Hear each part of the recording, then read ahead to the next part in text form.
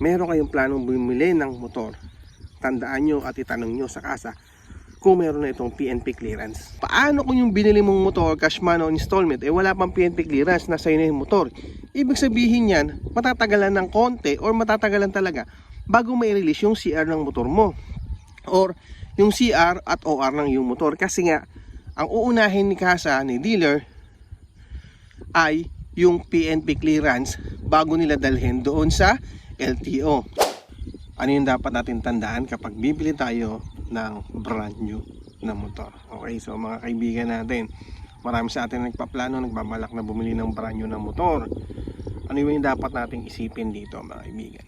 So ang pinaka-importante dito mga kaibigan ay yung kasa. Okay, dapat alam ninyo kung ano yung background ng kasa. Importante yan kasi alam nyo ba, kaya ko sinabi na magdidepende ito sa kasa o sa background ng kasa, baka mamaya mapunta kayo sa kasa na matagal mag-release ng OR, CR ng inyong mga sasakyan. Maraming ganyan sa mga kasa, di ba? So short background lang kasi may mga kasa na bago sila pumunta ng LTO. Hindi natin nilalahat ha, meron mga ibang kasa or dealer na monthly bago sila pumunta sa mga LTO para magpasa ng mga dokumento. Okay, totoo yun. Real talk lang tayo dun. Mayroong mga ganun kasa. Meron namang kasa na weekly napunta. Merong akong nakausap na every week napunta sila ng LTO para magpasa ng mga dokumento ng motor na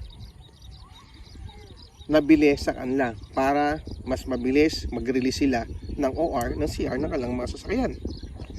Kaya importante na alam nyo yung background ng isang kasa o dealer. Malaki mang dealer man yan o maliit mang dealer man yan, pinaka-importante dapat alam nyo kung mabilis silang mag-release ng ORCR. Magtanong-tanong na rin kayo sa mga tropa ninyo kung mabilis bang mag-release ng ORCR yung kasa na plano nyong bilhan ng motor o cash man yan or installment.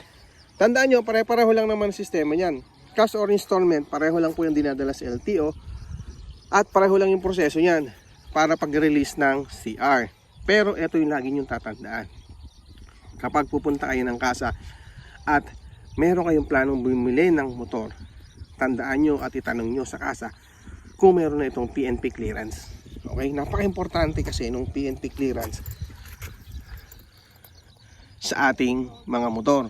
Kasi alam nyo ba na isa sa mga requirement yan ni LTO kapag magpaparehistro ng sasakyan, PNP clearance. Bawat motor na brand new, dapat po yan ay may PNP clearance. Ngayon, what if wala pang PNP clearance na ang motor na bibilhin mo, cash man yan or installment? So syempre mag-aantay ka pa para ma-release ng PNP yung clearance niya. Kasi di ba ang mangyayari dyan, si kasa magpapasa na requirement niya sa PNP and then si PNP ay i-check niya po yung mga dokumento natin. Kung okay, saka po sila mag-release ng PNP clearance. Ngayon, paano kung yung binili mong motor, cash man o installment, wala pang PNP clearance, nasa na yung motor?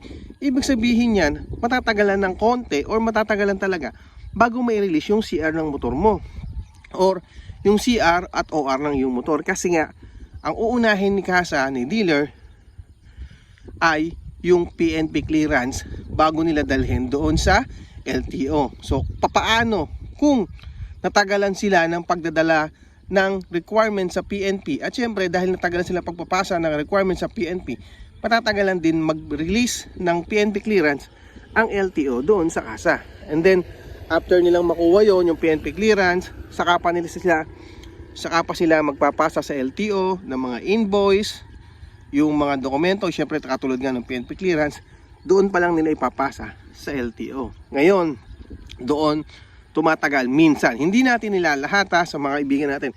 Merong mga motor kasi na kumpleto na yung PNP clearance niya, kumpleto na yung requirements niya, kaya minsan wala pang 1 month na i-release na yung ORCR ng ating motor. Lagi nyo tatandaan kapag meron kang brand new na motor, kapag ito ay wala pang CR, OR, hindi nyo pwedeng ibiyahe yan after 7 days na makuha ninyo yung inyong motor.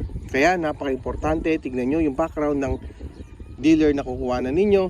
Mas maganda itanong nyo na rin kung meron siyang PNP clearance para mas mabilis may release yung OR at CR ng inyong sasakyan. Okay, so sana nakatulong uli ang video na to. Maraming salamat po and thank you.